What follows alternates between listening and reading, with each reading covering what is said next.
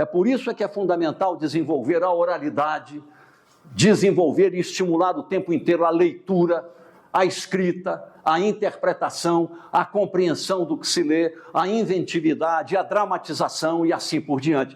Que a criança é muito, mas muito inteligente.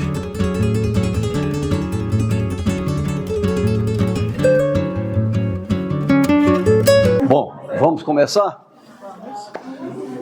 Primeiro, boa tarde. Eu gostaria apenas de pedir a vocês para conhecê-los e conhecê-las um pouco melhor. Quem é residente aqui em Verdelândia? Levanta o braço, por favor.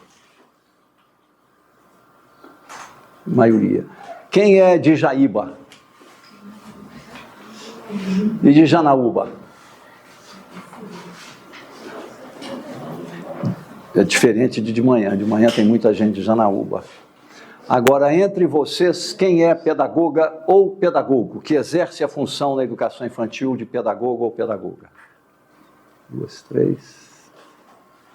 Ok. Quem trabalha na educação infantil pré-escolar, primeiro e segundo período? E quem trabalha em creche?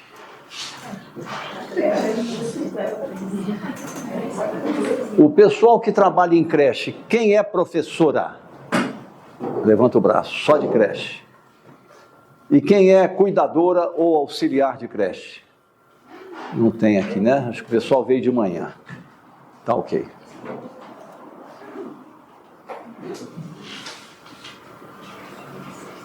Eu acho que de auxiliar de secretaria sou eu. Bem, é interessante compartilhar com vocês algumas informações que se reportam a coisas bem recentes. Vocês já devem estar informados de que entrou em vigor no Brasil a chamada Prova Nacional Docente. Vocês já ouviram falar, né? É semelhante ao caso do advogado e a OAB. O advogado conclui o curso de Direito, mas ele só é habilitado a exercer a advocacia se ele for aprovado na Prova Nacional da Ordem dos Advogados do Brasil. A mesma coisa acontece com médicos, acontece com engenheiros, é geral, no mundo inteiro esse é um padrão. E no caso do magistério, isso chegou muito tarde, mas finalmente chegou. Daqui para frente, por exemplo, qualquer concurso que houver, seja na esfera municipal ou estadual, as secretarias de educação ficam obrigadas a colocar no edital, como critério de classificação, se a pessoa fez a prova nacional docente e foi aprovada, ela pode se inscrever. Se ela não fez a prova, ou se fez a prova, mas não foi aprovada, ela não pode se inscrever. Ela pode refazer a prova todo ano, né? Então, esse vai ser um critério classificatório até para inscrição. Isso vai valer, inclusive, no caso de contratação temporária. Não é concurso, mas é contratação temporária. As prefeituras passam a dispor da prerrogativa de usarem no edital a exigência da Prova Nacional Docente. Então, uma coisa importante para que todos saibam, porque é uma regra do jogo que já está em vigor para o futuro, concursos e coisas desse tipo. Mesmo vocês que já estão estáveis, que já fizeram concurso, foram aprovados, é bom para currículo, uma eventual oportunidade nova que surja, fazerem a Prova Nacional Docente. Até onde eu sei, você pode fazer até 2 vezes por ano. Acho que é 1 vez por semestre. Quanto mais houver a oportunidade, melhor, né? Não deu certo, cara? Vai inscrição agora, você vai reabrir de novo? Já está. Isso já vem sendo avisado nas redes sociais há muito tempo. Para essa edição atual, prevista para agora da Prova Nacional Docente, se eu não me engano, a inscrição fecha hoje. Porque ela vem sendo anunciada já há algum tempo E você faz a inscrição pelas redes sociais, né? Pela internet. Eu entrei, só que quando eu procurei no estado de Minas, não apareceu. Aí acabei não fazendo isso aí. Pois é. É porque é uma prova nacional, né? Quem coordena isso é o Ministério da Educação, né? Bom, outra coisa que é importante que todos saibam, se é que alguém ainda não tem a informação, que nós melhoramos como país no que diz respeito à alfabetização.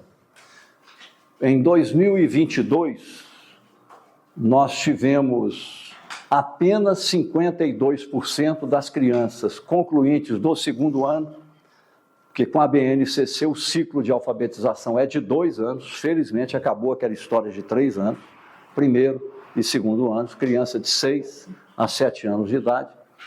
Então, só 52% das crianças matriculadas e frequentes ao segundo ano em 2022 foram consideradas alfabetizadas. Significa, portanto, que quase a metade, 48%, não foram alfabetizadas, o que é um resultado muito ruim. Entretanto, de 22 para 23, houve uma mudança substancial no que diz respeito à abordagem da questão da alfabetização. O Ministério da Educação, em 2023, criou o RENALFA, a Rede Nacional de Alfabetização, e o RENALFA, além de disponibilizar curso de formação continuada, material instrucional para professores e pedagogos, faz uma avaliação nacional do estado de aprendizagem das crianças do segundo ano a cada 3 meses durante um ano letivo, e uma avaliação universal, ou seja, não escapa uma criança, seja na zona rural, seja na cidade. E assim foi feito em 23, foi feito em 24, está sendo feito em 25, e já em 24 o resultado da prova da RENALFA respectiva a 2023 mostrou que 72% das crianças alfabetizaram-se. Portanto, um crescimento de 20 pontos percentuais de um ano para o outro é muito significativo, embora ainda tenhamos 28% do total das crianças em 2023 não alfabetizados. Provavelmente, o número de 2024 vai ser melhor do que o de 2023. E a meta, obviamente, é 100% de crianças alfabetizadas até a conclusão do segundo ano. E quanto mais a transição entre a escola de educação infantil e a escola de anos iniciais for feita na hora certa e do modo correto, melhor ainda para a alfabetização. O que acontece ainda no Brasil, eu diria, majoritariamente entre as escolas? A criança termina o segundo período da educação infantil, tem lá o domínio de habilidades por campo de experiência, isso descrito mostrando competências e habilidades que ela domina em todos esses segmentos de campos de experiência. Esse relatório é feito, concluído, descritivo e analítico.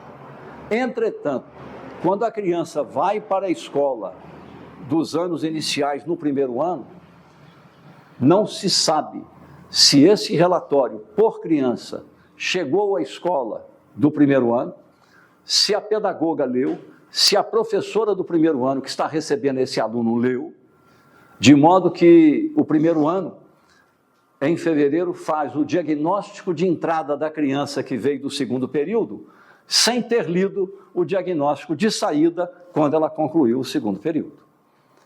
E mais curioso e grave é que isso não só acontece entre uma escola de educação infantil que está lá e a escola de anos iniciais que está aqui na mesma cidade, não há transitividade, não há troca de informações, mas às vezes acontece no mesmo prédio.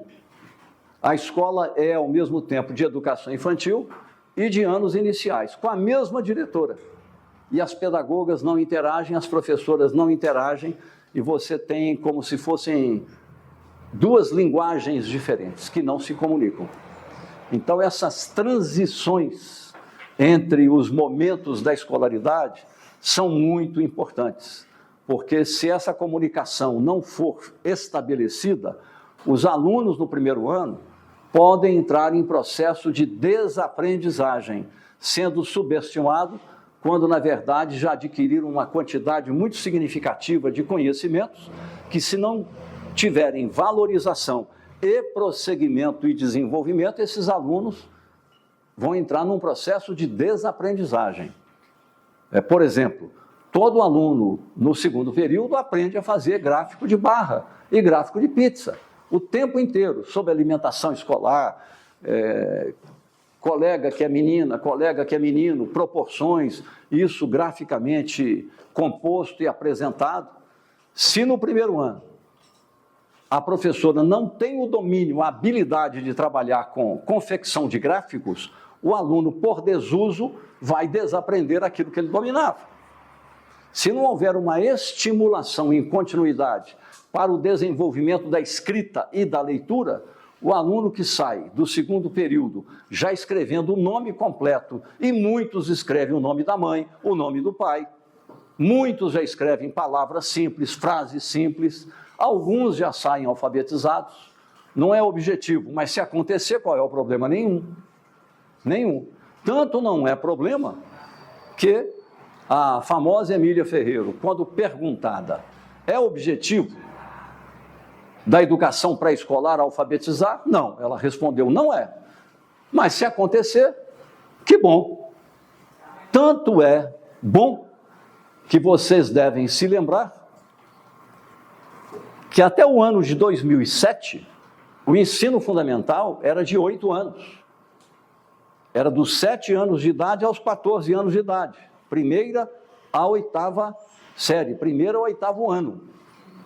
E a educação infantil transcorria até o final dos 6 anos de idade, porque a pré-escola tinha 3 anos, primeiro, segundo e terceiro períodos. Entretanto, o que o Brasil decidiu corretamente em 2007? O fundamental passa a 9 anos, e o primeiro ano começa quando a criança tiver 6 anos de idade, a alfabetização em 2 anos, primeiro e segundo ano, e a pré-escola passa a ter 2 anos ao invés de 3. Por que anteciparam a alfabetização para a criança de 6 anos de idade? Porque todos os estudos demonstraram com evidências que a criança, aos 6 anos de idade, tendo uma boa pré-escola, ela está apta para a alfabetização.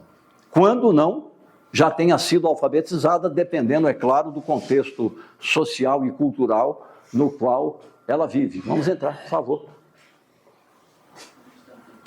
Tem um lugar ali, se você quiser sentar. E cuidado com os fios, viu? Você tem uma armadilha de fios aí.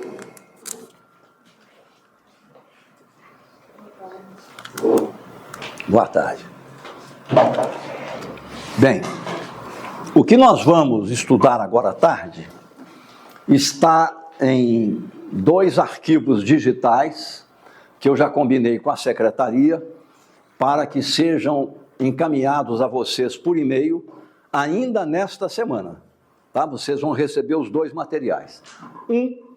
Não é novidade, é sobre a Base Nacional Comum Curricular, que eu vou fazer uma breve síntese do que interessa mais especificamente à educação infantil, que é um arquivo muito extenso, e em seguida eu passo ao segundo arquivo, que é uma metodologia que eu criei, adaptada à educação infantil, uma versão, outra versão aos anos iniciais, outra aos anos finais, uma outra só para diretor e uma outra só para pedagogo. Eu vou apresentar a da educação infantil, que vai ficar disponibilizada para vocês, se desejarem, utilizarem na escola, daqui em diante. Bem, a BNCC, todo mundo se lembra, ela data de 2017, após 6 anos de debates no Brasil, virou lei federal vinculatória, obrigatória, é um padrão nacional e é a primeira vez que nós temos um currículo nacional aprovado em lei. Até então, o que nós tivemos foram referenciais como os PCN, Parâmetros Curriculares Nacionais, de 1998. O próprio nome diz, referenciais. Não tinham caráter vinculatório de obrigação e não estavam instituídos em lei. A BNCC não. É lei federal que a todos obriga, de norte a sul, de leste a oeste, campo e cidade. É um padrão.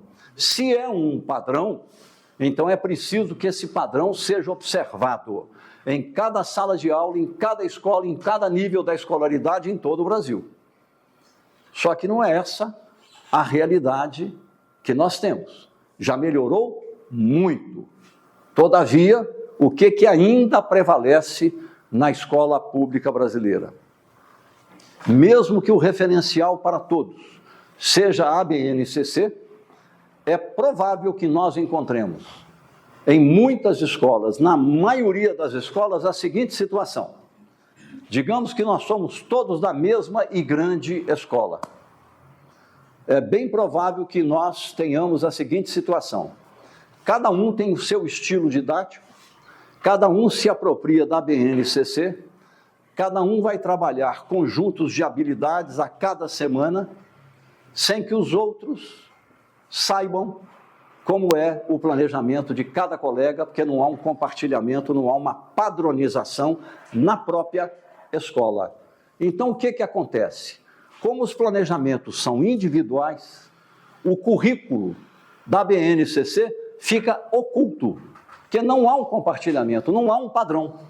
Então, pode ser que uma professora esteja trabalhando em uma semana somente as habilidades respectivas a um campo de experiência, enquanto outra esteja trabalhando naquela mesma semana algumas habilidades de 2 campos de experiência, enquanto uma outra, corretamente, está trabalhando 1 ou 2 habilidades de cada campo de experiência em simultaneidade naquela semana, mas ninguém sabe o que o outro está fazendo. Então, resultado, você não tem padronização. Você tem o que é chamado de currículo oculto. Currículo oculto. E isso fica mais oculto ainda atrás de uma aparente justificativa segundo a qual, mas os ritmos de aprendizagem das crianças são diversos. Os ritmos são diversos, mas o currículo tem que ter uma linguagem universal padronizada. Não havendo padronização, você não tem como avaliar nada, porque nada é comparável entre si, porque os currículos são ocultos, cada um tem o seu. Isso não significa dizer que se trata de um engessamento, quebrar a liberdade de criação didática, a inventividade, o sonho de cada professor. Definitivamente não. Todos mantenham seu estilo, seu modo de ser, as escolhas preferenciais que fazem, isso tudo deve ser estimulado, desde que e somente se o padrão curricular for observado por todos em primeiro lugar. Desde que você trabalhe o padrão, você pode ir além como você quiser, com toda a liberdade, mas o padrão precisa ser trabalhado. Ou seja, nós precisamos saber que da escola rural à escola urbana, em Verdelândia, todos trabalhamos o mesmo currículo e trabalhamos o mesmo planejamento semanal de aula. O planejamento semanal que cada professora faz, a riqueza que cada um contém, vai ser compartilhada entre todos para que riqueza com riqueza formem uma coisa fabulosa. E eventuais falhas, erros, incorreções seriam naturalmente excluídas. Então, todos aprendem com todos ao mesmo tempo. E o que há de melhor em cada experiência de construção de planejamento semanal passa a ser compartilhado por todo mundo. Você, então, cria uma cultura pedagógica de escola e de rede. Passa a funcionar como rede. Isso é absolutamente essencial. Eu tenho uma experiência direta sobre isso aqui pertinho. Eu fui consultor 2 anos em Itacarambi. Eu cheguei lá em 1º de agosto de 2022 e saí no 31 de julho de 2024. Queriam que eu ficasse? Não. 2 anos é o suficiente, o trabalho está feito, enfim. Bom, o IDEB era 5,2 em 2021. O que nós fizemos de agosto a dezembro em Itacarambi? O assunto principal foi o currículo oculto. E o objetivo principal foi a unificação curricular para criar o padrão da rede. Quando nós chegamos em dezembro, eu pedi à secretária, e ela conseguiu com a superintendência, alterar o calendário escolar. Terminados os dias letivos em dezembro, antes do Natal, nós fizemos 4 dias escolares.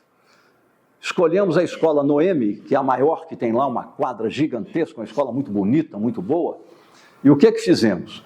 Todas as pessoas, professoras e cuidadoras, que trabalhavam no maternalzinho, ficaram em uma sala com uma coordenadora. Todo mundo recebeu cópia da BNCC, todo mundo estudou a BNCC nas sessões de formação, e uma pessoa foi preparada para coordenar cada grupo.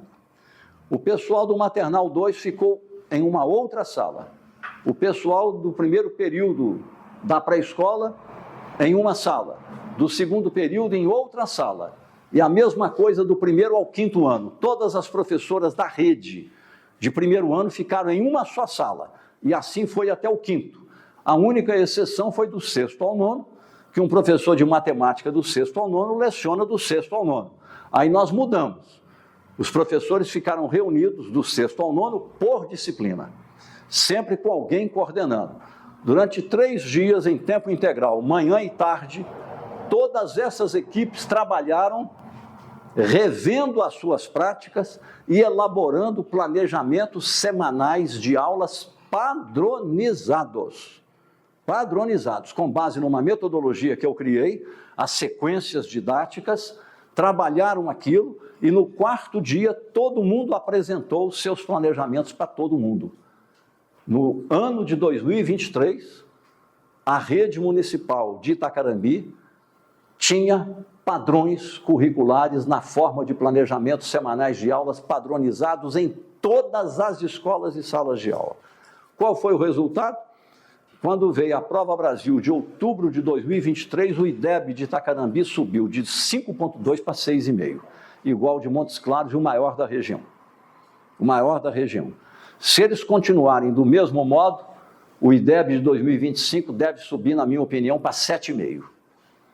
Vai ser um dos 30, 40 maiores IDEBs de Minas Gerais. Tem tudo para chegar lá. É o que nós queremos fazer aqui. Nós precisaremos, até o final desse ano, unificar os planejamentos semanais de aulas para entrarmos no ano de 2026 com um padrão de planejamento semanal e de currículo da BNCC válido para a nossa pequena rede. É muito fácil fazer, até porque a rede é pequena, mas nós precisaremos, doravante, a partir dos pedagogos, chegando a cada professor, fazer esse trabalho. Eu vou recomendar à secretaria para que nós alteremos o calendário escolar e em dezembro possamos fazer algo parecido. Tem que ser uma jornada em tempo integral e essa construção tem que ser feita pelos professores. Pelos professores. Para o professor entender a metodologia e entender como é que usa a metodologia e constrói o planejamento semanal. Né? Ok?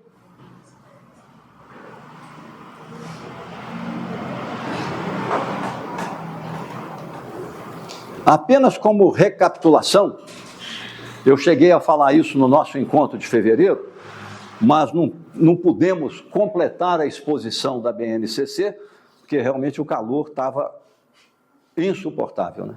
Insuportável, não tinha jeito. Teríamos uma sessão à tarde após o almoço, e o prefeito e o secretário me falaram, olha, do jeito que estava um forno, né? Não tinha condição. Mas eu vou recapitular com vocês alguma coisa aqui. Ô, Eduardo. Tá bom? Boa tarde a todos. De manhã estava lotado aqui, senhor. Hoje a tarde está mais folgado. Mas está bem cheinho também. Tá? Bons estudos para todos aí. Obrigado. Eu vou pedir a vocês que, por gentileza, leiam em voz alta essa tela. Competências são as operações mentais da inteligência por meio das quais o sujeito intencional, a criança, por exemplo, se situa no mundo, nomeia e relaciona objetos e pessoas em situações determinadas.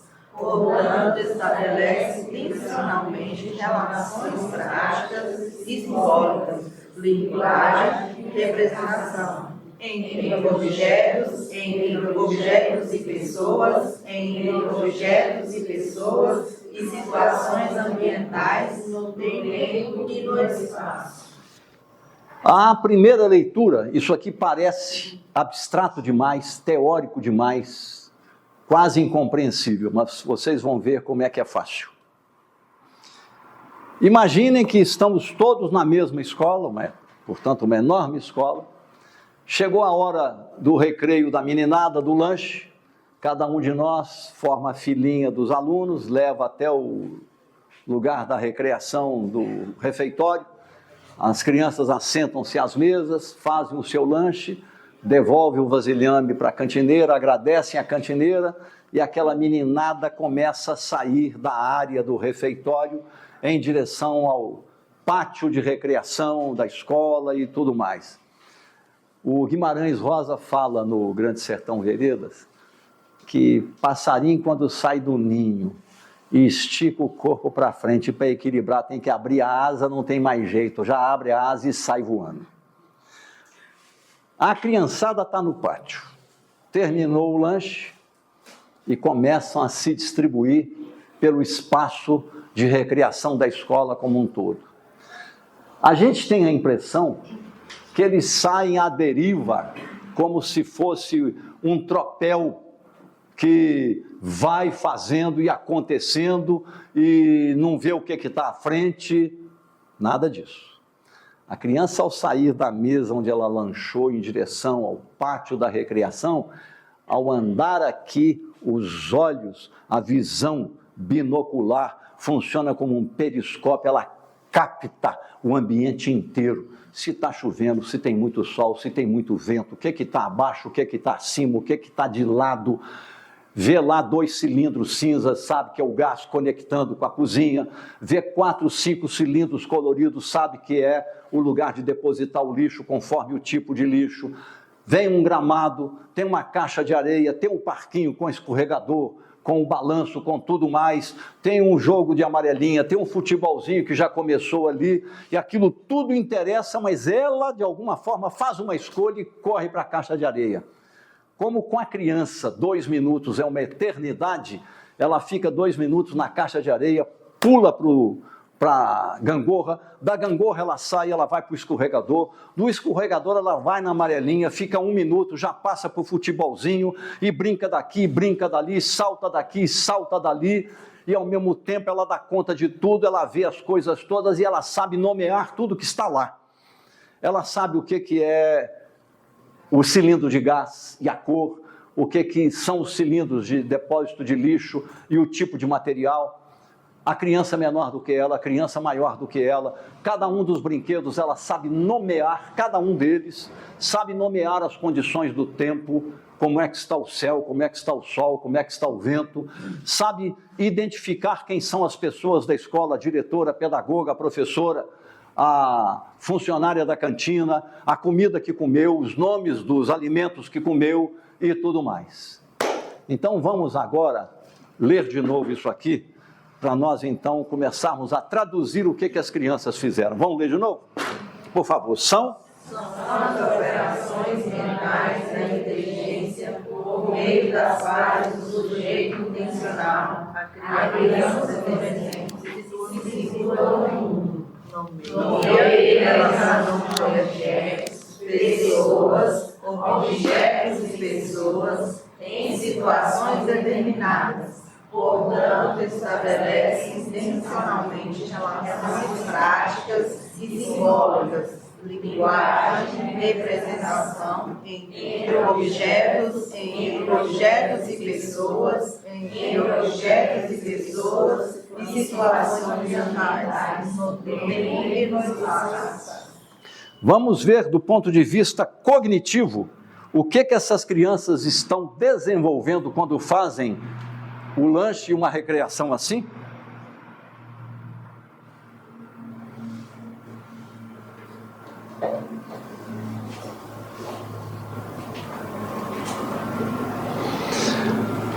Em psicologia, fala-se do nível básico cognitivo, presentativo, porque nesse nível estão as ações que tornam presente o objeto do conhecimento para o sujeito.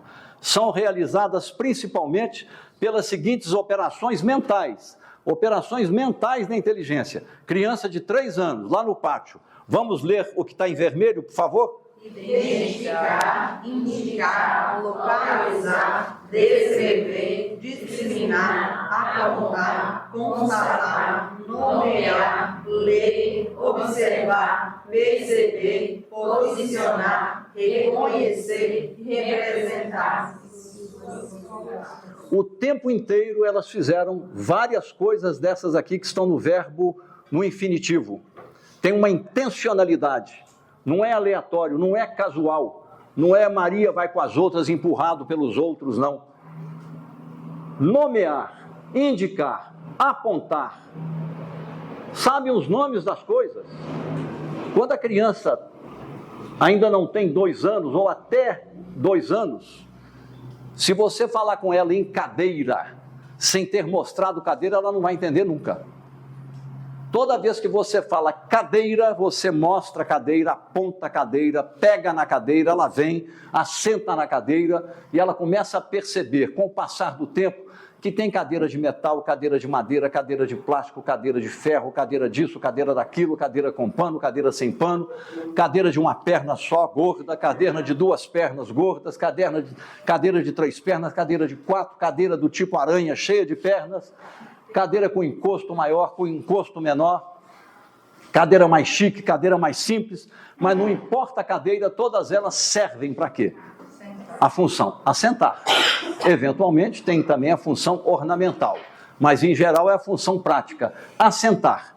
Chega um ponto que ela vai falar o substantivo cadeira, sem precisar ver a cadeira, pegar na cadeira, assentar na cadeira ou ter uma imagem da cadeira. Ela já internalizou o conceito abstrato. Todas as cadeiras do mundo, não importa como sejam feitas, elas têm uma função, assentar. E alguma coisa na qual você assenta com encosto diferente do banquinho, chama-se cadeira. Ela já incorpora o substantivo cadeira ao vocabulário usual dela no dia a dia, aos 2 anos de idade, usando o substantivo como conceito, que ela não fala mais essa cadeira de cor preta, ela fala a cadeira universal, ela fala a função da cadeira. O substantivo vira um conceito, na mentezinha de uma criança de 2 anos. Agora olha com 3 anos, o que ela faz? Ela é capaz de localizar qualquer dos objetos que se encontra naquele espaço amplo. Por quê? Porque ela reconhece o espaço, se reconhece no espaço, estar no mundo, se reconhece na companhia dos outros seres humanos, se reconhece em meio àqueles objetos e não se perde, não fica como que tresloucada, totalmente deslocada do mundo e do mundo, porque ela não tem como se apropriar do mundo. Você se apropria do mundo pela linguagem, pela sociabilidade, pela convivência, pela linguagem, que te permite descrever objetos, pessoas, situações ambientais, relações entre objetos, relações entre pessoas, objetos e pessoas e situação ambiental, e que a criança, com isso, vai ampliando o universo vocabular e construindo a capacidade inteligível, lógica, de descrever o mundo e a si no mundo. Vai adquirindo, portanto, a linguagem em aperfeiçoamento. É por isso que é fundamental desenvolver a oralidade, desenvolver e estimular o tempo inteiro a leitura, a escrita, a interpretação, a compreensão do que se lê, a inventividade, a dramatização e assim por diante. Que a criança é muito, mas muito inteligente, né? Isso tem que ser estimulado. Quando a criança, lá na educação infantil, domina essas competências aqui apresentadas na forma do verbo no infinitivo, né? fica muito mais fácil ela poder, no nível operacional, que estão as ações e operações que pressupõem o estabelecimento de relações com e entre os objetos, nesse nível que é mais complexo, ela é capaz de quê? Por favor, vamos ler o que está em vermelho, vamos lá.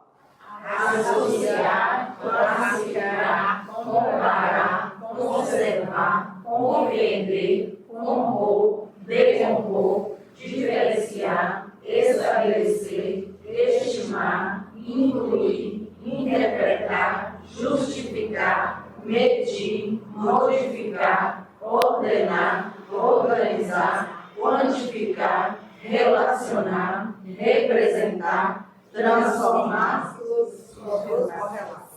Muitas dessas competências, a criança pode, num nível mais simples, ir desenvolvendo ainda na educação infantil.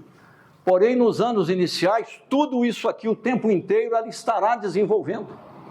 Ela estará desenvolvendo. Sem aquela base de sustentação, ela não chega aqui.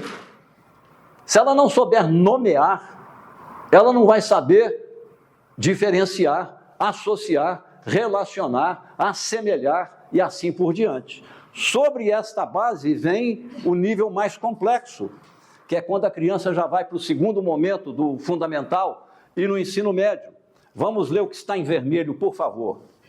Analisar, antecipar, avaliar, aplicar, abstrair, construir, criticar, concluir, supor, deduzir, explicar, generalizar, inferir, julgar, prognosticar, resolver, solucionar, Esses desafios para uma criança menor que está na educação infantil são extrapolações. Não é possível a criança cognitivamente, na educação infantil, alcançar essas competências. Quer dizer que essas competências são mais complexas do que as outras? São mais complexas, mas não são mais difíceis. Porque para chegar aqui, tem que ter chegado aqui. Para chegar aqui, quem tem que ter desenvolvido isso aqui na educação infantil? A criança que desenvolve isso aqui na educação infantil, ler, escrever, compreender, interpretar, expressar-se oralmente, calcular, resolver problema, fica fácil, porque essa base é muito sólida, E essa base sólida, ela se desenvolve no dia a dia, através de atividades programadas de cuidar, brincar e aprender. Vês que agora essa trindade é que comanda a educação infantil. Cuidar, brincar, aprender. Ou seja, nós estamos numa fase de total pedagogização da educação infantil. Quer falar alguma coisa? Total pedagogização da educação infantil. Sem renunciar ao brincar, sem renunciar ao cuidar, obviamente que nós estamos tratando de crianças que ainda têm vulnerabilidades e que precisam de proteção. Proteção, cuidado, orientação e assim por diante, né? Nós falávamos de manhã, e uma professora que estava sentada aqui fez umas observações muito inteligentes, muito interessantes, que é o seguinte: como é que você observa o desenvolvimento integral de criancinhas, bebês? É, sobretudo, a capacidade de interpretar as emoções. Elas se expressam fundamentalmente além das manifestações corporais, fisiológicas e tudo mais, mas através das emoções. Olha a complexidade disso.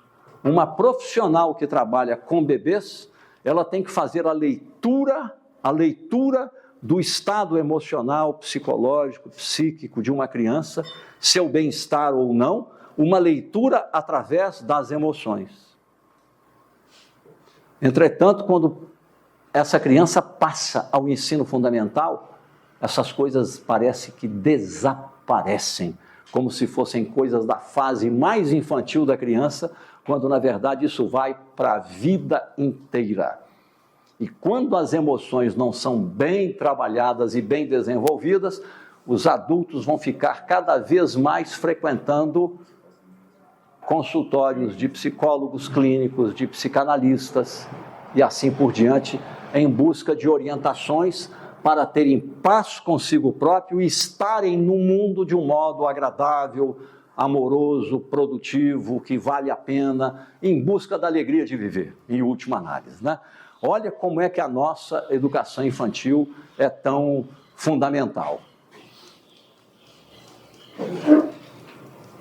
No que diz respeito a esse mapa geral, vocês todas e todos já dominam, né? Nós temos os direitos de aprendizagem, conviver, brincar, participar, explorar, expressar, conhecer-se. Nós somos capazes, analiticamente, de falar de cada um deles. Cada um deles tem um sentido em si mesmo.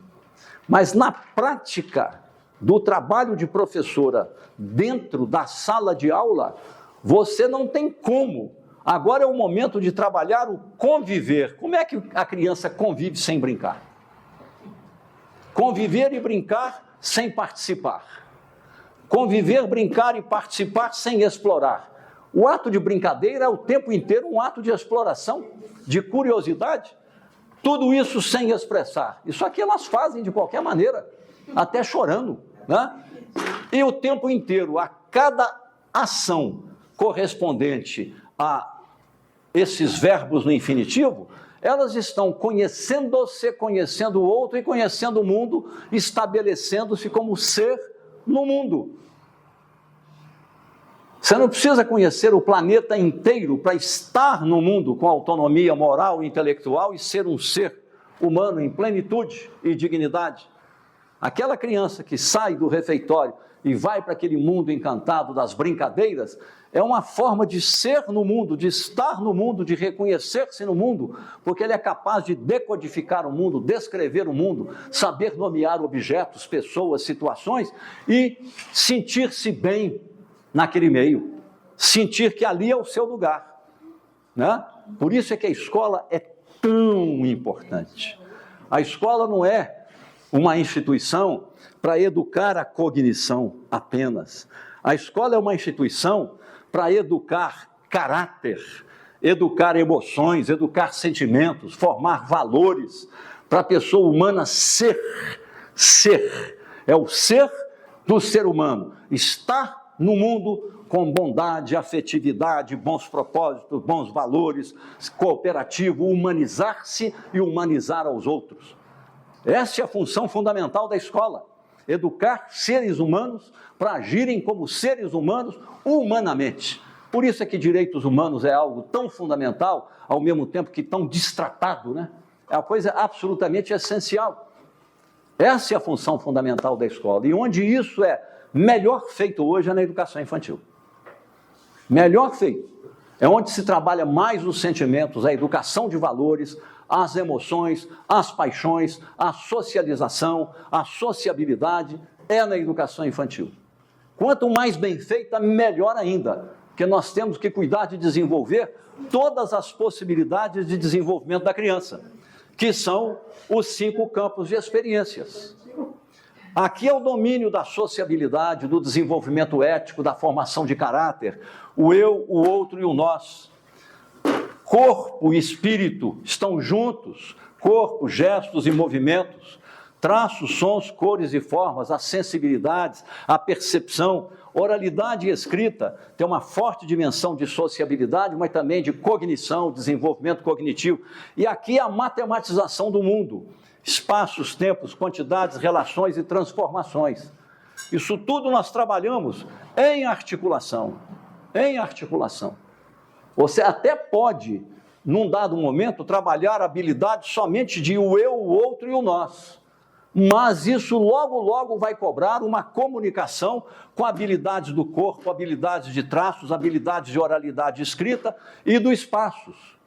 Por exemplo, é por isso que a BNCC nos apresenta esse quadro. Nós estamos falando de crianças de 0 a 1 ano e 6 meses.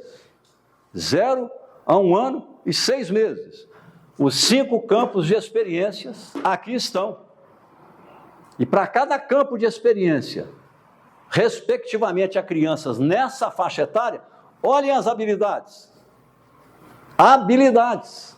Então você, professora que está no berçário, você, cuidadora que está no berçário, não importa se professora ou cuidadora, você precisa conhecer isso aqui.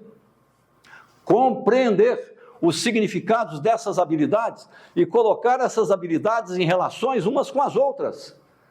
Que quando você vai trabalhar nesta semana de segunda a sexta, você não vai trabalhar de segunda a sexta só o eu, o outro e o nós. É impossível.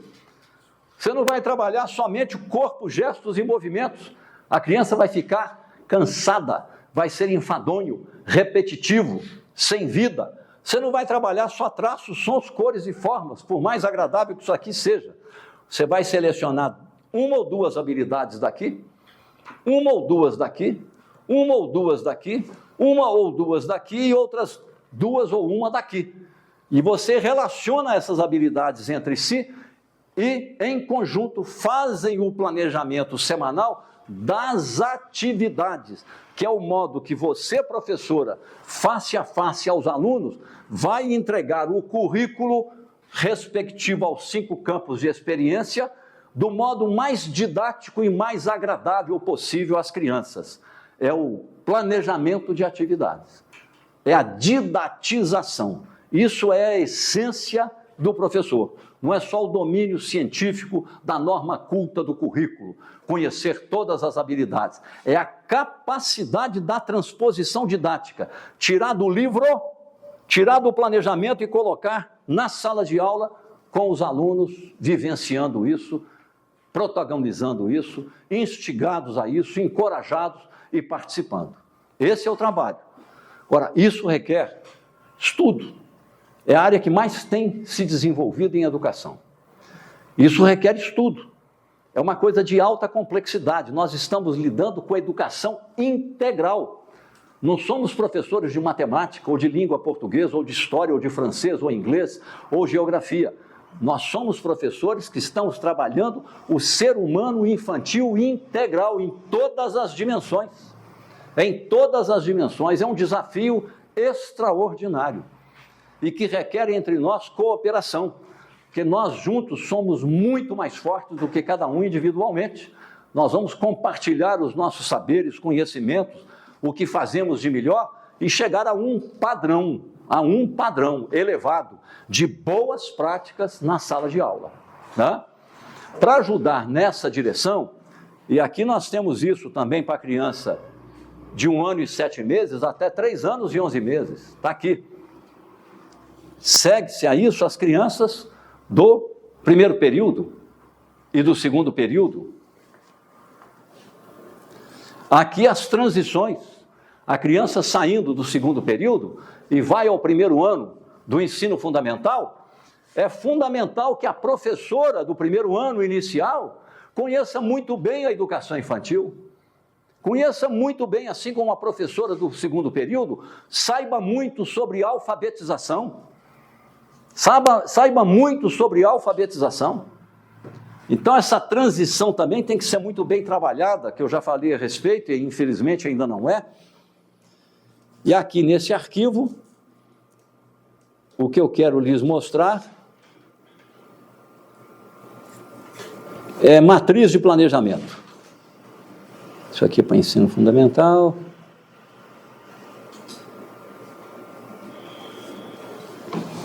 Quando nós vamos fazer planejamento semanal, esse aqui é o quadro óbvio, é o começo. Qual é o mês, qual é a semana? A unidade de referência é a semana e dentro dela cada dia, né? Aqui estão os campos de experiências e aqui nós apenas selecionamos as habilidades por campo de experiência. Isso aqui o computador faz melhor do que nós.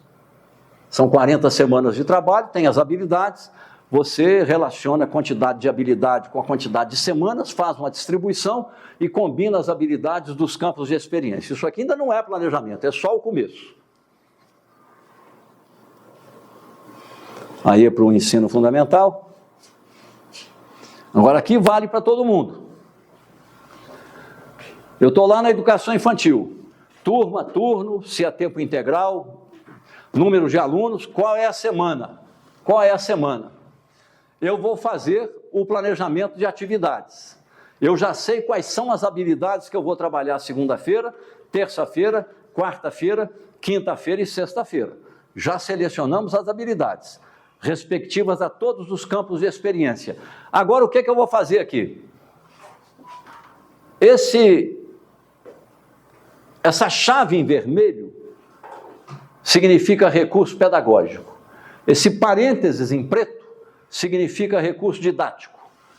Esse colchete em azul significa recurso tecnológico. E esses parágrafos em marrom significa sequência didática. Que atividade didática vai ser proposta? Olha o quadro que segue. Eu listei na escola recurso pedagógico, eu chamei o quê? Aquele que eu não tenho como levar para dentro da sala de aula. Eu não levo uma brinquedoteca para dentro da sala de aula. Eu não levo um parquinho para dentro da sala de aula. Não levo uma caixa de areia para dentro da sala de aula. Não levo um laboratório de informática para dentro da sala de aula. Eu levo o aluno até lá. E por isso eu separei, chamei de recurso pedagógico. Você tem, no caso da Escola de Educação Infantil, quais são os recursos pedagógicos disponíveis? Você lista, enumera. Volta ao anterior. Então, segunda-feira, eu vou usar o recurso número 2, terça o número 4, quarta o número 5, quinta de novo o número 5 e sexta-feira o número 3, de acordo com a lista que nós fizemos de recursos pedagógicos existentes na escola. A pedagoga sabe, todas as outras colegas sabem que naquele dia e horário a professora tal está usando esses recursos. Vamos aos recursos didáticos. Eu tenho a lista de recursos didáticos, né? Aqui está misturado o ensino fundamental com alguma coisa também da educação infantil, mas nós vamos colocar só da educação infantil. Quais são os recursos didáticos disponíveis na escola? Listamos aqui. O que eu vou usar nessa semana? Segunda-feira o número 4, terça-feira o número 8, quarta-feira o número 6, repito o número 6 na quinta e trabalho o número 9 na sexta-feira. Todo mundo sabe, a pedagoga já coordenou, não vai ter engarrafamento querendo o mesmo recurso, se for escasso, no mesmo dia e horário. A mesma coisa com o recurso tecnológico, que é filmadora, celular, televisão, data show e etc., né? E quando chega nas sequências didáticas, que é o mais importante, aqui é mais da educação, dos anos iniciais, mas o que nós vamos pôr aqui? Conto e reconto podemos fazer tranquilamente na educação infantil. Redação não é o caso, mas desenho sim. Desenho com colagem, individual e em grupo. Leitura sim. Mesmo que o menino ponha, a menina põe o livro de cabeça para baixo, de alguma forma está fazendo leitura. Está lendo e está recriando e está inventando e tudo mais, enfim, está reconhecendo grafismos. Exercícios de oralidade, sim, podemos fazer. Torneio de oratória, sim, podemos fazer, como brincadeira. Desenho e texto, história em quadrinho, por exemplo. Organização de gráficos e análise, mais especificamente o aluno do segundo período. Oficina com texto alfanumérico, esse não. Oficina com texto literário e poético, também não. Formulação de hipóteses, sim, para casa. Correção do para casa. Produção de audiovisual. Ah, mas uma criança de 4 anos produz audiovisual, está na BNCC, que recomendo o tempo inteiro. E assim vai. Elaboração de um painel de recortes e tal, e tal, e tal. Vocês selecionem quais são as sequências didáticas de sua preferência, que vocês julguem que para trabalhar os 5 campos de experiências sejam as mais adequadas. Como trabalhar figuras geométricas, como trabalhar cores, como trabalhar sons, como trabalhar variações e assim por diante. Selecionem e coloquem aqui, ó. Coloquem aí. Vocês criaram um código, codificaram, vocês sabem a leitura desse código, está feito o planejamento, compartilha, pois não. Boa tarde a todos. Professor, pelo que eu vi aí, precisa que enumere, porque trabalhar a gente já trabalha. Você está pensando em enumeração dos recursos? É isso? Não, eu acho esse o modo mais simples. Senão você vai ter que escrever tudo. Porque eu já vi especificado no planejamento, não sei se os colegas também já deixam. Aí a gente acaba marcando os recursos que será trabalhado. Nesse caso aí, será enumerado cada... Não precisa mudar. Se do jeito que está tranquilo, está bom? Não, é só a pergunta. No caso, teria de enumerar os recursos, é isso? Não necessariamente. Eu apenas aqui é uma sugestão. Agora, se do jeito que está, tem um quadrinho em branco, você assinar um X, está funcionando? Tá. Então não precisa mudar. Esse esquema aí, para funcionamento, eu achei bacana. Porque às vezes tem os recursos, mas eles não entram de forma real no planejamento. Aqui eu acho melhor. Fala específica, né? Às vezes não tem. Eu acho melhor que fica todo mundo sabendo quais são os recursos que a escola tem. O código é um só compartilhado por todo mundo. Eu, como aula de educação física, tenho lá, ela vai acontecer semanalmente. E fica mais fácil vocês fazerem a integração, a distribuição dos recursos. Eu que é difícil. Eu não estou colocando esse contra o outro também é bom, né? Mas eu acho esse aqui mais funcional, tá? É mais fácil de organizar, ok? Lucas, você me dá uma mãozinha aqui enquanto eu vou pegar uma aguinha? Agora nós vamos mudar de arquivo.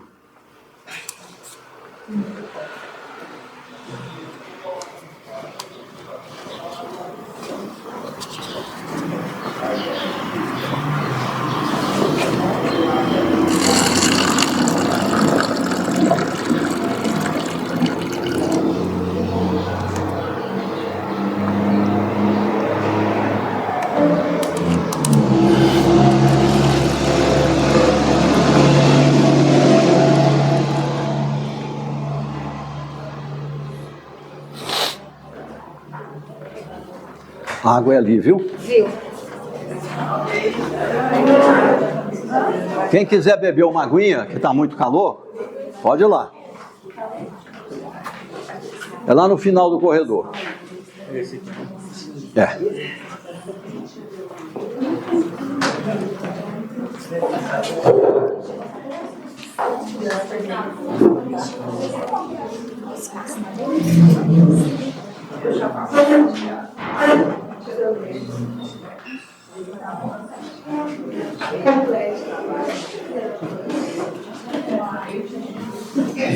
Isso é legal. Na semana eu faço.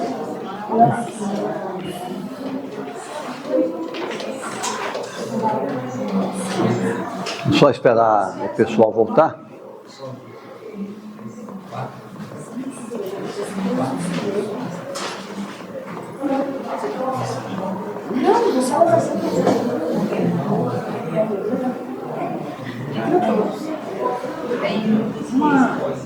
Um objetivo de aprendizagem de cabeça.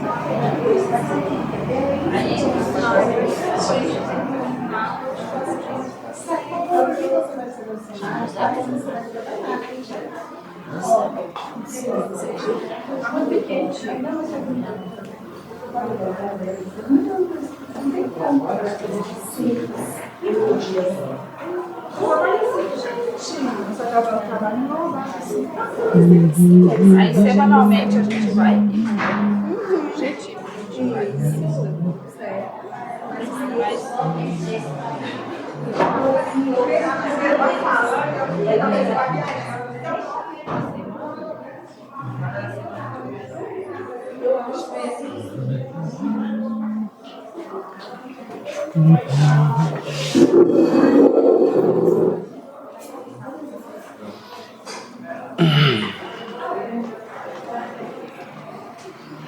Lucas, você falou cento e quantos naquela hora? 104? 124. É. 25%. Exatamente. São 500. Ah, tá. Considerando 510. É. Exatamente 25%. No dia 6. Para o 26, tá bom. Sem contar que ainda É. parte do pessoal não É.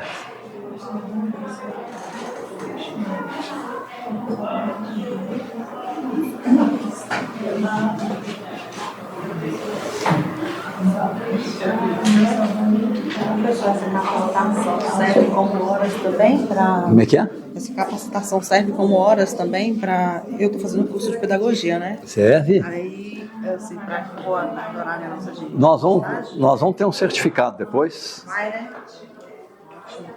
né?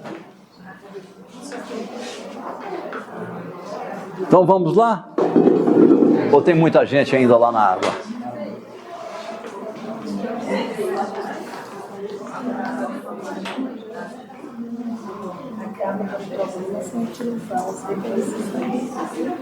Vamos começar? Tem a água e a prosa depois da água. É o café. Imagina o café, né? Imagina na hora do café.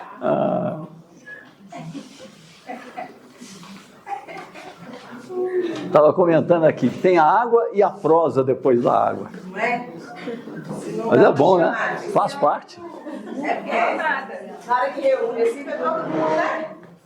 Bom, pessoal, o que eu vou lhes apresentar agora, quem tem condição de avaliar a utilidade, o valor disso são vocês.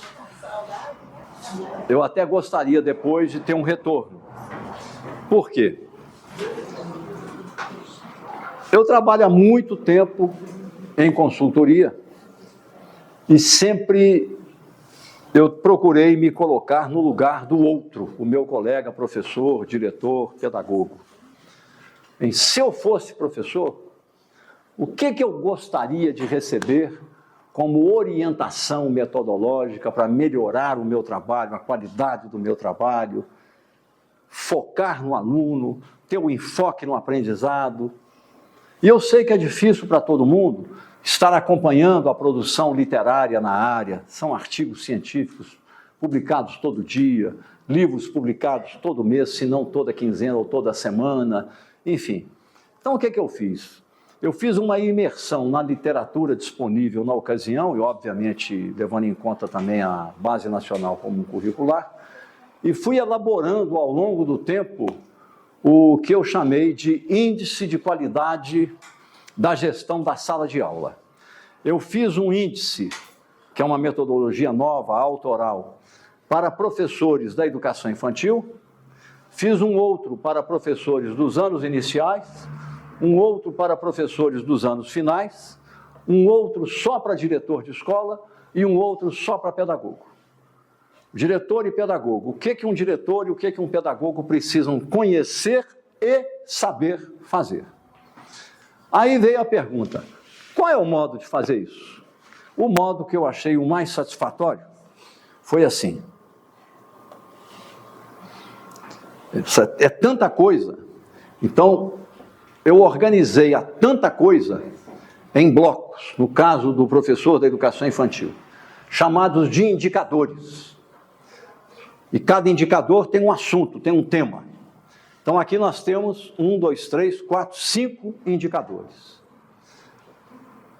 A aplicação dessa metodologia, você poderá se dar de 0 até 100 pontos. É você se autoavaliando, se auto-orientando, e você pode se dar de 0 a 100 pontos, distribuídos como? Entre 5 indicadores. Por que cada um não tem 20 pontos? Porque tem uns que são mais importantes que os outros. Por exemplo, o quarto indicador, as práticas pedagógicas, a ele correspondem 38 pontos, 38% de todos os pontos, é o mais importante.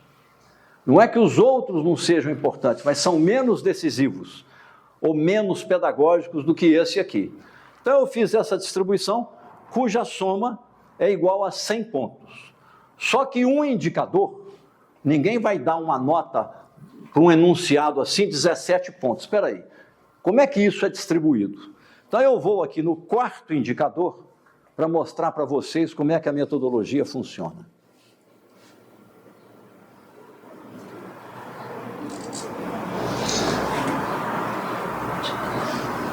O quarto indicador reporta seu assunto, práticas pedagógicas. Ação intencional do professor e registro das práticas pedagógicas para crianças de 0 a 2 anos e 11 meses, de 3 a 5 anos e 11 meses, e a elaboração do portfólio de cada criança pelo professor. A primeira coisa, quando você trabalha com índice e dentro do índice vem os indicadores, o indicador precisa ser fatiado, igual você fatia o salame, né? Em pedacinhos, para mostrar o passo a passo e ficar fácil para quem está seguindo a metodologia compreendê-la e saber aplicá-la. Então, os pontos do indicador são fatiados em detalhezinhos, chamados medida do indicador. Nessa colunazinha à esquerda, o número 01, 02, 03, 04 é a medida do indicador, que, portanto, indica quantas medidas o indicador tem. Mas a medida do indicador, que vale 38 pontos, às vezes uma medida do indicador pode representar 10 pontos. E como é que você dá de 0 a 10 para uma medida? Então, eu fatiei a medida também, né? O corta-salame entrou na medida também, na forma de tópicos e subtópicos de cada medida do indicador. Então, aqui tem 3 colunas. Na primeira coluna, você vai dar a nota por tópico. Tópico, aqui. Na segunda, você vai dar a nota por medida. Medida 01. Se ela terminar ali, você vai ter a nota por medida aqui. E a soma das notas das medidas vai ser a nota total que você obteve por indicador. É muito fácil fazer isso aqui. Vamos entender a coisa. Medida 01. O professor assegura às crianças de até 2 anos. 1. A aprendizagem na interação com o ambiente complexo, que inclui A. Um espaço com determinados objetos e rotinas. B. Um tempo para realizar certas atividades. C. Materiais para com eles agir. D. Interações com diferentes pessoas na realização das tarefas, vistas as crianças como sujeitos intencionais. O professor entendeu isso e foi capaz de garantir isso às crianças, 1 ponto. Quem é que vai avaliar se fez assim? Você. Você mesmo vai se avaliar. 2. Diariamente, o jogo de faz de conta e o jogo de regras com criança nessa idade. Você está fazendo isso? Meio ponto. Quanto vale esse tópico aqui? 1 mais meio, de 0 a 1,5. Quanto é que você ganhou? 0, meio, 1 ou 1,5? Você que vai se atribuir de acordo com a sua prática e o modo como você faz o planejamento. O tópico 1.2, dentro da medida 1. Vocês estão vendo que eu estou fatiando os pontos, não estão vendo? Ó, tá? Para facilitar o passo a passo. Organiza o professor, situações em que as crianças possam rolar, sentar, engatinhar, andar, correr, saltar e também segurar objetos, arremessá-los, manipulá-los, empilhá-los, encaixá-los, sendo esses os movimentos básicos pelos quais ela desenvolverá sua coordenação motora e ampliará o seu conhecimento de si sobre o espaço e os objetos. Você preparou isso? Preparei. Está no seu planejamento? Está. Sabe executar? Sei. 1 ponto. 2. Organiza o espaço com obstáculos e desafios, ou projetos de construção de materiais para brincar de faz de conta, construindo cenários e de adereços, ou momentos de aprender novas brincadeiras no pátio todos os dias. Você sabe programar isso? Programou isso? Sabe executar isso? Meio ponto. 1 mais meio, 1,5. Quanto é que você ganhou nisso? 0, meio, 1 ou 1,5. Você que vai decidir. Vocês estão vendo os detalhes? O passo a passo. Para quê? Para você não se perder. Saber distribuir os pontos que você vai se atribuir na sua autoavaliação. Que isso aqui é para você usar. Você usar com você mesmo. Tá?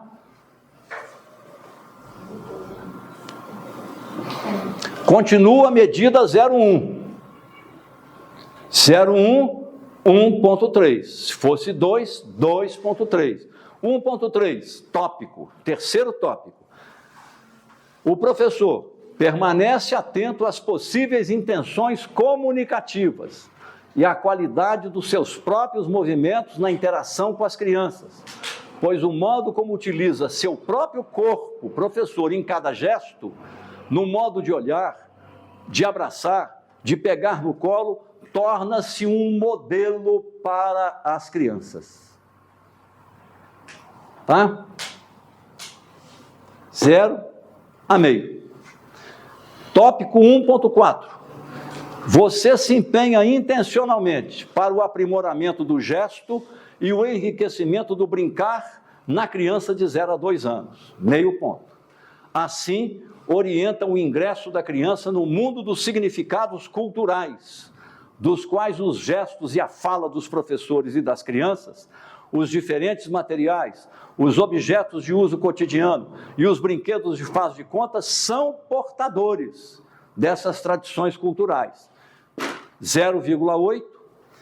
Em seus registros, o professor expõe como planejou e comenta a execução e assim oferece evidência de suas práticas. 0,2.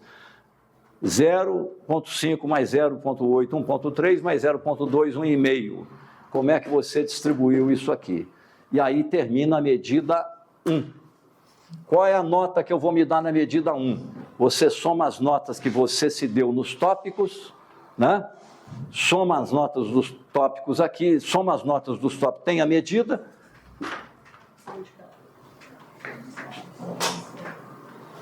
Vamos para a medida 2. De novo, o professor. Medida 2, tópico 2.1. Sempre tem essa correlação, tá? Deve organizar os materiais em caixas, cestos ou sacos, que lhe possibilitem fazer escolhas intencionais e regulares sobre como apresentá-los às crianças, para que elas possam discriminá-los no seu jogo de exploração. E você registra isso, vale 1 ponto. Professor, aprendendo também sobre como classificá-los no momento da brincadeira e na hora de guardá-los. É brincar, brincar, brincar, mas no final organizar, né? Isso tudo é educativo.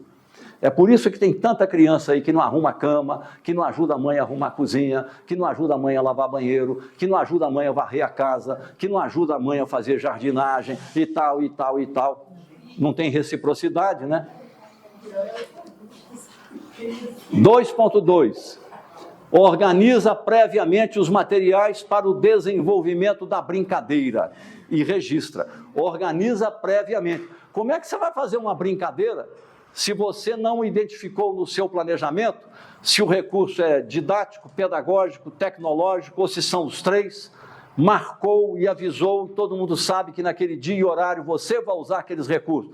Se você não planejou isso antes, na hora vai ser uma bagunça, vai ser um caos, né? Vale 1 ponto. Tópico 2.3. Garante a higiene e a segurança dos objetos, especialmente porque muitos deles não foram confeccionados para serem manuseados por bebês, sendo que sua presença atenta é fundamental para supervisionar o adequado uso dos objetos pelas crianças pequenas, assim como o uso do pátio, do parquinho e das brincadeiras com pneus, cenários e obstáculos pelas crianças maiores. Por exemplo, alguém na escola todo dia tem que dar uma geral no parquinho. Se o parquinho é de madeira e de repente tem uma ferpa, a criança vai para o hospital imediatamente. Não tem como, né? Cuidar envolve esse tipo de coisa, né? É por isso que a caneca é de plástico ou de metal, alumínio, não pode ser de vidro e vai por aí afora. Não pode ter coisa cortante, coisa pontuda, isso e tal, enfim, né?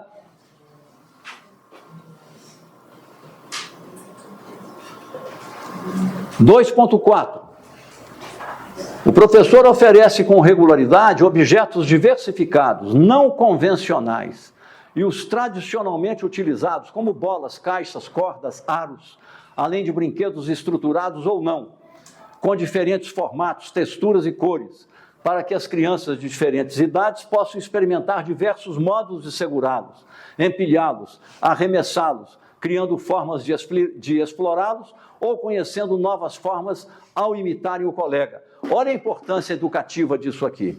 Aí eu sou professor da educação infantil. Eu disponibilizo bolas, caixas, cordas, aros, além de brinquedos estruturados, etc., etc. Disponibilizo, pego o meu celular e vou tratar da minha vida, e estão lá as crianças com a bola, com o arco, com a corda, com não sei o que lá mais. Inútil. Gesto completamente inútil. Eu não eduquei criança alguma.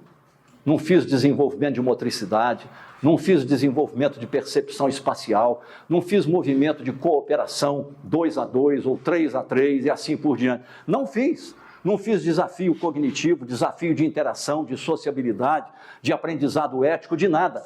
Você tem que entrar nisso aqui, você tem que se colocar dentro disso, observar as emoções das crianças, o envolvimento. Uma criança está mais refratária, o que está acontecendo? Você vai ter que dar um jeito de conversar com ela, tentar trazê-la para, enfim. Você não pode ter uma atividade e dizer, façam, você tem que estar junto. É observação participante, metódica o tempo inteiro, né? 2.5. O professor organiza a presença de objetos e cenários marcados pela cultura nas brincadeiras de faz de conta. Mobiliário de casinha, carrinhos, fantasias, simulação de um estúdio de TV para imitação e invenção do programa de notícias e os utilizados por adultos no seu cotidiano. Vestimentas, bolsas, acessórios, telefone, panelas, potes, embalagens, o que for. 0,8. Em seus registros oferece a descrição, faz comentários sobre as práticas. 0,2. Tudo isso aqui vale 2 pontos. O conjunto dos tópicos da medida 2 vale 5,5. Você ganhou quanto aqui? 0, meio, 1, 1,5, 2, 2,5, 5,5. Quanto é que você se deu?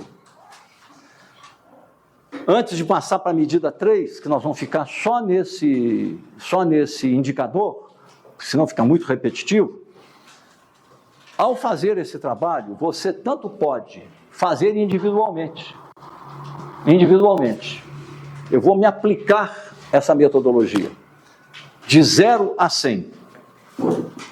Que nota que você se deu? Vamos dizer que você se deu a nota 80. É uma nota boa? É. Pode ser melhor, mas podia ser pior. Mas será que você, nesse momento, tem um domínio da arte merecedor de 80 pontos? Nós somos muito assim, não é má fé. É o cérebro humano que ele nos inclina ao auto-engano. Eu, na verdade, mereci 0,6, mas eu arredondo, não é para baixo, eu arredondo é para cima, eu me dou 1 ponto. Eu já ganhei 0,4 sem merecer. Isso aqui é 0, mas não, agora eu já aprendi alguma coisa que não. 0 é uma nota feia demais, eu vou me dar meio. Você já ganhou meio ponto sem merecer. No final, seus 80 seriam 55.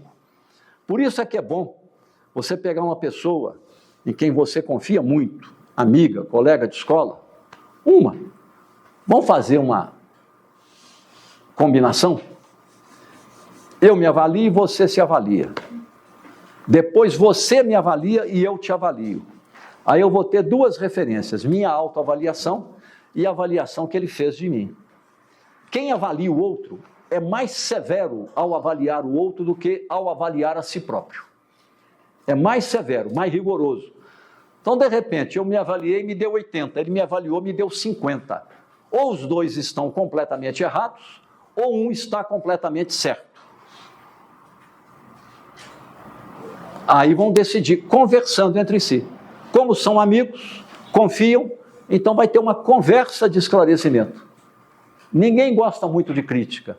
Então, quem se deu 80 não vai gostar da nota 50. Vai começar, não brigando, mas assim, epa. Melhor ainda, né?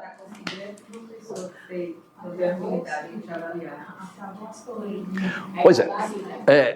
Agora, num outro plano, em algum momento no Brasil, virá plano de carreira, que é uma coisa que todo professor gostaria de ter. Mas para ter plano de carreira, tem que ter avaliação do desempenho. E a avaliação do desempenho não é homenagem entre amigos, é a avaliação do desempenho. Se todo mundo estuda, todo mundo planeja bem, faz bem a coisa certa, as avaliações só vão crescer e vão para o céu, né? Mas tem que ter avaliação do desempenho. A avaliação só funciona se todo mundo estiver no mesmo barco. Ô, João, a gente no estado efetivo, né? A gente é avaliado no CGDI. Então a gente tem que colocar as ações e as metas que a gente tem que conseguir durante aquele ano. Aí a diretora senta com a gente e avalia a gente. É como fosse, quando você fez isso aí, eu lembrei, que como fosse uma meta, né, que a gente tem que ter, e as ações que a gente quer durante o ano. Então, assim, a gente é cobrado muito. Já é um bom passo adiante. Eu não conheço especificamente a metodologia, mas o que eu quero dizer? Essas coisas só funcionam quando se trata de avaliação se o professor é avaliado, mas você tem que reportar a avaliação do professor ao desenvolvimento do aluno, no caso, educação infantil, ou aprendizado do aluno, no caso do fundamental e médio. Você tem que, de alguma forma, rebater a avaliação do professor. Tá, nós já vamos terminar aqui. No aprendizado do aluno. Avaliou o professor, mas tem que avaliar o pedagogo e o diretor também. Qual que é a nota do diretor? A nota do diretor é alguma coisa que leva em conta a média das notas dos professores e o aprendizado dos alunos. Você não tem que avaliar e dar uma nota ao diretor. A nota do diretor é a nota do desempenho geral da escola. Se está lá embaixo, a nota dele está lá embaixo, por melhor que ele seja. Se está lá em cima, a nota dele está lá em cima, mesmo que ele não mereça muito, mas a escola está indo, digamos, apesar dele. E você tem que avaliar a secretaria. Como é que se avalia a secretaria? É a média das notas das escolas. É a média das notas das escolas. E a média das notas das escolas leva em conta a média das notas dos professores, dos pedagogos e do diretor. Você calcula a nota da escola, a média das escolas e a nota da secretaria. Se as escolas estão bem, a secretaria está bem. Se as escolas estão mal, a secretaria está mal.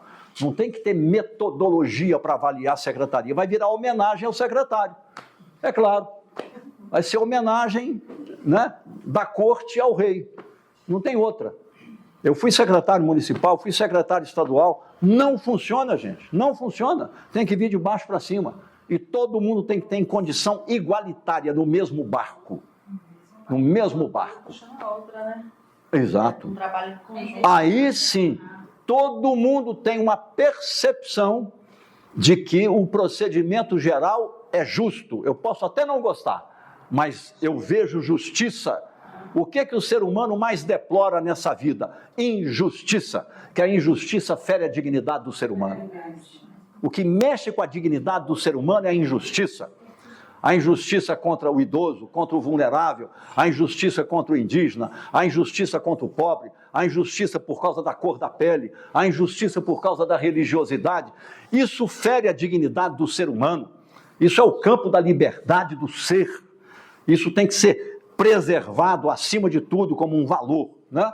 Você não tem justiça, a coisa não vai funcionar. Não vai funcionar. Né? Agora, para praticar a justiça, nós temos que agir segundo a justiça. E a melhor matriz para ensinar a gente o que é justiça é pai e mãe.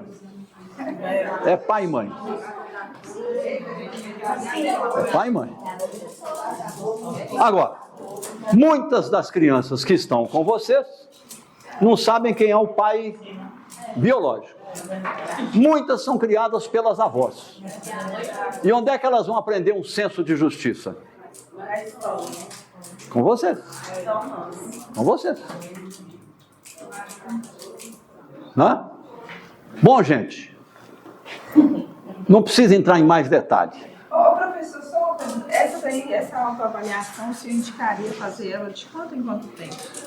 Olha, para não ficar uma coisa maçante, muito repetitiva, A primeira vez que vocês forem fazer, que vocês viram a quantidade de detalhes, tem que ter paciência da primeira vez. Vai demorar 1h30 para fazer bem feito.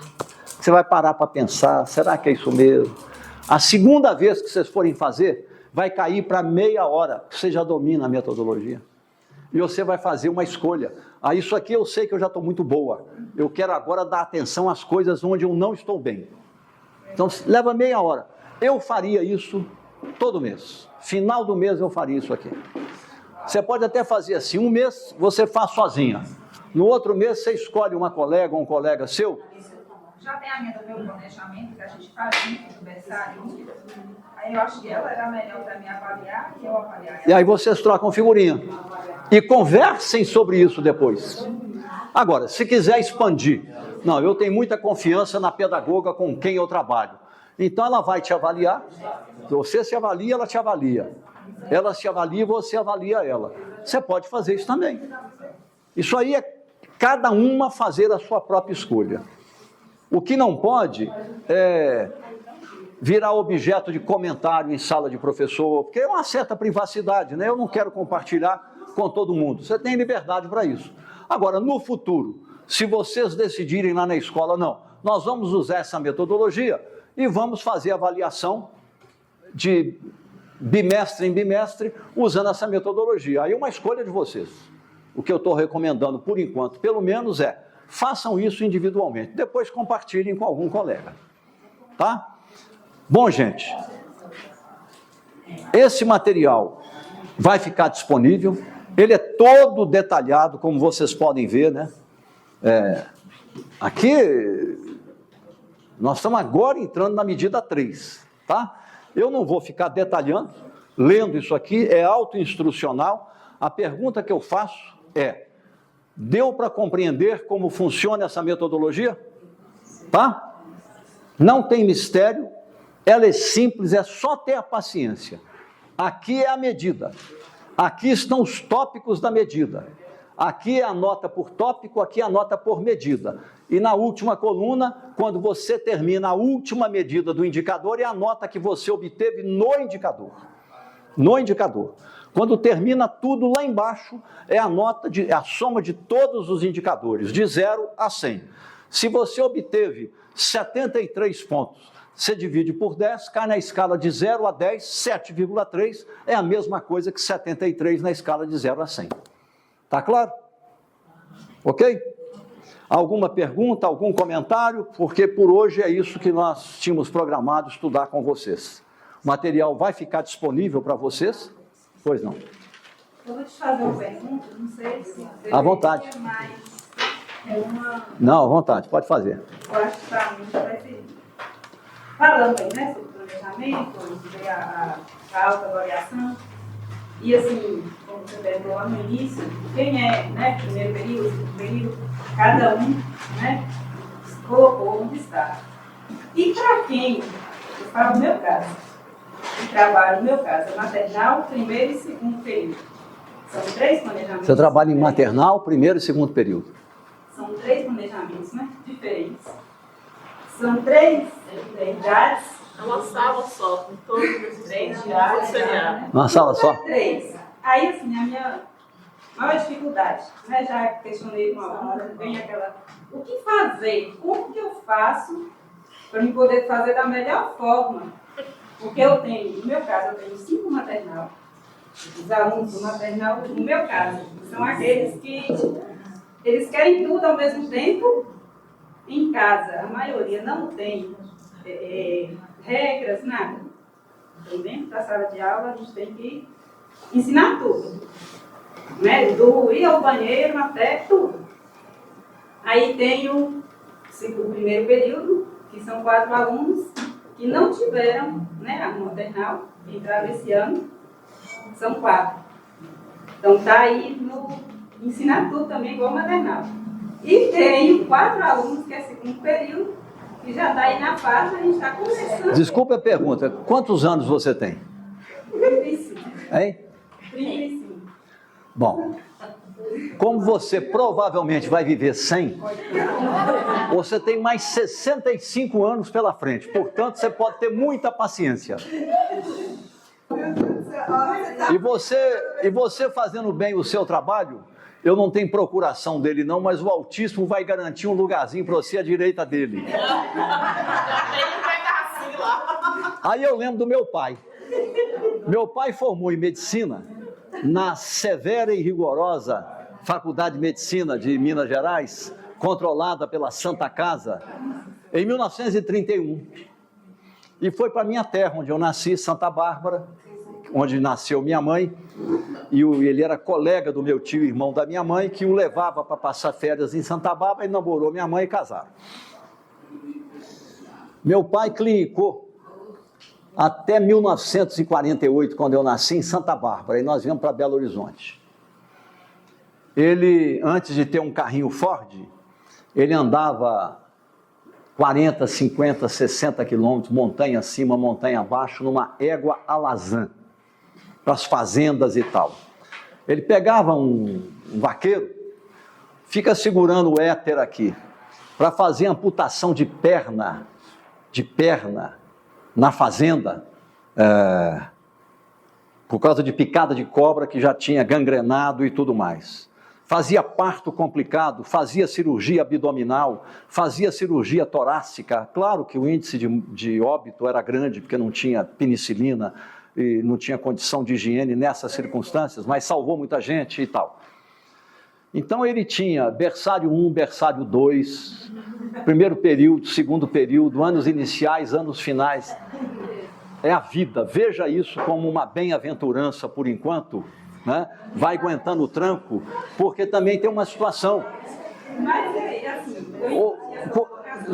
Qual é a situação? É o seguinte, os casais decidiram ter cada vez menos filhos. Seja pobre, seja rico, seja evangélico, católico ou não, não adianta o padre ou o pastor falar, crescer e multiplicar, pastor, faça você, eu não, padre, faça você, eu não. Hoje é um filho quando a mulher tem 40 anos, e se está gostando do marido, se a vida está boa, então ela tem um e para em um. E para em um, que ela quer ter profissão, ela quer ter renda, ela quer ter uma vida afetiva agradável, ela quer ter patrimônio, ela quer ter tranquilidade, ela quer também passear, né? Que ela tem todo direito, né? Essa é uma das coisas mais nobres da emancipação e da igualdade entre homens e mulheres, das coisas mais fantásticas. E um dos resultados é esse, é menos filho, ou nenhum filho, cada vez mais comum. Então o número de crianças na escola diminui a cada ano. E na medida que diminui a cada ano, você tem, de repente, uma sala de aula que vai ter uma criança ou duas. E este município aqui não tem renda. Esse prefeito lida com transferência federal para o município. Não tem renda. Então ele não tem como abrir mais turmas, porque não vai ter recurso para contratar mais uma professora, mais uma pedagoga. O dinheiro é pouco demais da conta. Como eu adoro o meu trabalho, eu estou muito feliz de estar trabalhando aqui, mas aqui o que eu cobro é menos da metade do meu padrão de preço normal, porque eu sei que o município não tem. E por que eu vim para cá? Porque, como eu estou em Nova Porteirinha e sou amigo pessoal da prefeita El Brandão, sou amigo pessoal dela, também não pode pagar. Eu vim. Bom, se eu estou aqui, Verdelândia está do lado, bom, 2 já melhora, acabou ficando bom para mim também, sabe? Mas não tem recurso. Então, são situações que não são as ideais.